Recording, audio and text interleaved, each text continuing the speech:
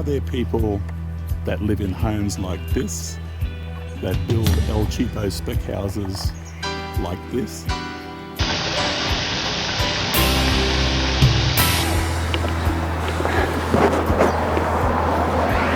I'm Ken Murray, and this video is being made in the public interest.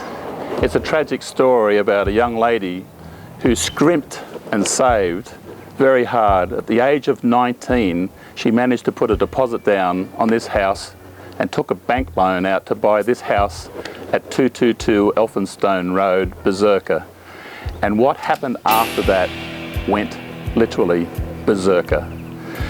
She bought the house in late 2012, and early in January, when she had bought all her brand new furniture and she was there inside this house unpacking her furniture, suddenly through the house came a wall of water like a tsunami and swirled and almost swept her off her feet. She ran out to the telepole out to the road here, and a wonderful neighbour just 2 doors up from here went to her aid and waded through the waters and helped her and pulled her to safety, as well as other neighbours helping by getting her car out of the water and managing to get it to high ground somehow. Quite an incredible story. And here we can see that since that time there's been something like 6 events, mostly around times of cyclonic weather, but other times of just heavy rainfall, where this house since 2013 has had about 6 terrible weather events with water just flooding through the house. There was previously here a high-set timber frame house. Sadly, some 18 months before this house was built, a man lost his life in the house through mysterious circumstances, and then later, sometime later, the house caught alight in fire and was a charred ruin on the site. The developer bought the property for around $105,000 and proceeded to build a spec house on the property, and then sold it to an unsuspecting young lady of 19 years of age through a real estate company. And the real estate agent, when asked by the young lady, "Does it ever flood here?" responded with words to the effect, "Well, the council wouldn't have approved the house being built here if it ever flooded." So she proceeded with purchasing the place, and the rest is history. As I've mentioned, there's 2 approvals required for a dwelling to be built anywhere in Queensland, and one is the building approval and the other one is the plumbing and drainage approval.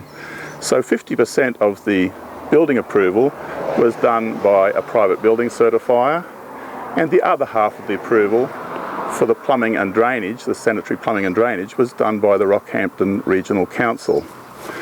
At the time that the building approval was done, the council had omitted to put on its flood maps that this area flooded, albeit they know, and their own solicitor has admitted that the council knew that it flooded in 2008 and 2011 before it was approved and built in 2012. The builder built the place, and one of the neighbours has advised me that even the concreters were advised that it flooded, but they took no heed.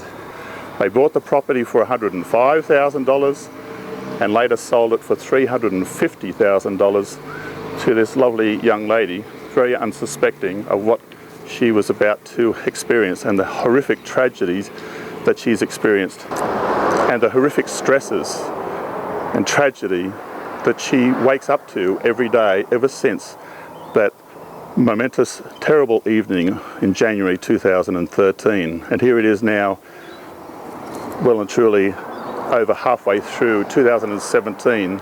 Over 4.5 years she has experienced horrific stress, pain and suffering. Does the council care? Hardly. They keep hitting her up with interest on her rates, and also they charge her in excess of $300 to mow the grass here, even without her permission. They just rock up to the property here, mow it, and then hit her with an invoice. Well, does the Queensland Building and Construction Commission care? Well, when the owner put in a complaint about the builder to the Queensland Building and Construction Commission, the Commission ruled, in their opinion, that the floor height of the house was too low. A good decision, wouldn't you think? But then the builder decided not to raise the floor height, nor to reconstruct the house so that it would be above the floodwaters, but rather to scratch around in the dirt and to lower the dirt level around the house.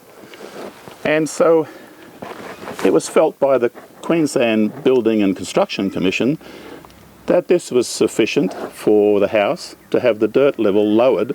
But as you can see, that has done nothing, of course, to stop the floodwaters, where of course there's this concrete driveway that comes off the road, and of course the floor slab is below the crown of the road, and the floodwaters simply rush down across this driveway. In fact, they rush over the top of the curb and channeling and come through, or last time, at the rate of 860 millimetres through the house.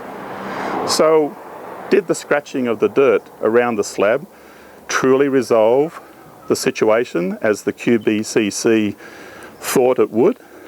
Well, I'll leave you to judge. As we can see, the floor level of the house is even built below the crown of Elphinstone Street. So not a very good situation for repelling stormwater from entering the house.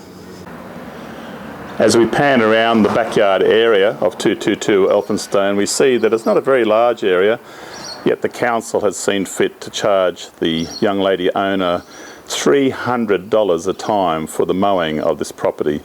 And also you can see at the front of the property there's also very little grass area as well. Also, you've noticed that thieving looters have been to the house and stolen the water tank. They've stolen the air conditioning. And then as we go from this back balcony area, you can see where they've ripped out other lighting, wiring, and then we go inside through the door, which has been forced open by looters, and we enter inside the property. As we go inside, we see the evidence, the terrible evidence of all the mud and filth that's come through in the stormwater flooding as we enter through the laundry room. We look down the corridor towards the bathroom.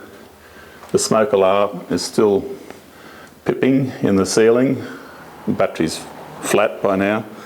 We see the exposed framework, and by the way, it's interesting to note that this is untreated framework, and yet on the original approved plans it showed that it should have been treated framework, a much more expensive framework timber and also resistant to rot, which of course now the water has entered into the framework and is leading to rotting taking place, as we can see here in this bottom plate and in the part of the framework, making this house even structurally unsound.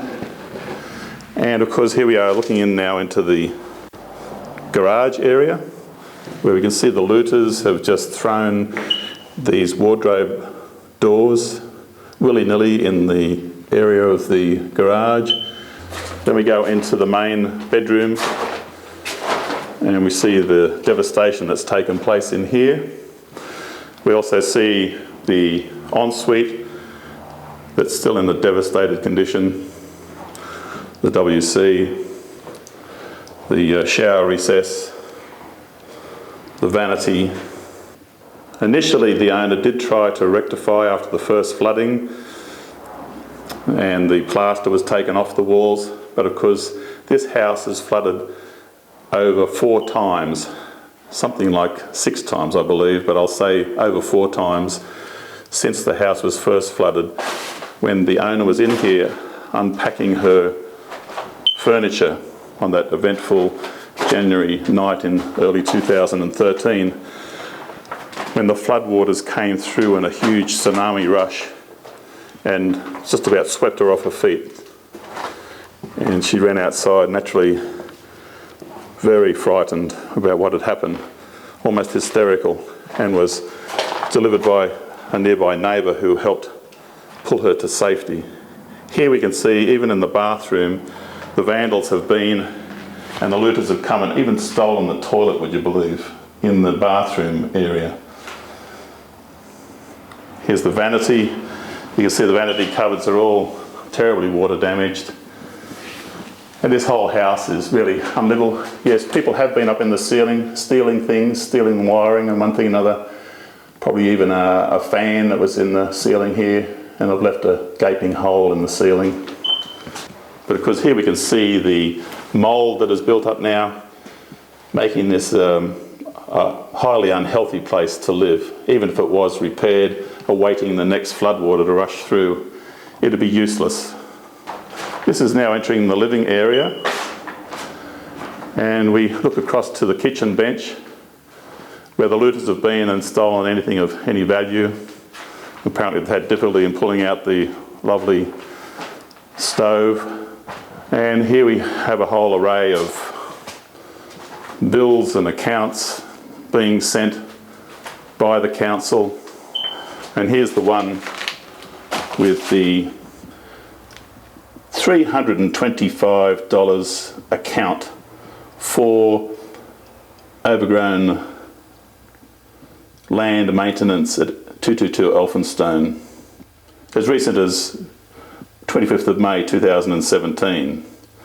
So the council haven't let up in their lack of compassion for this poor unfortunate owner that has suffered terribly, not only at the hands of the flood, but at the hands of other merciless people who have come in and just looted this place of anything of value.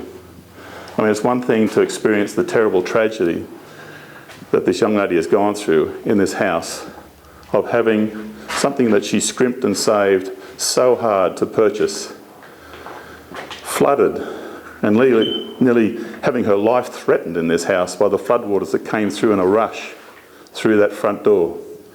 And then to have salt rubbed into the wounds by the vandals that have come into this place, the thieves, the looters that have come here and taken advantage of her tragedy and added to her tragedy by looting and stealing everything in it, including the water tanks, the air conditioning.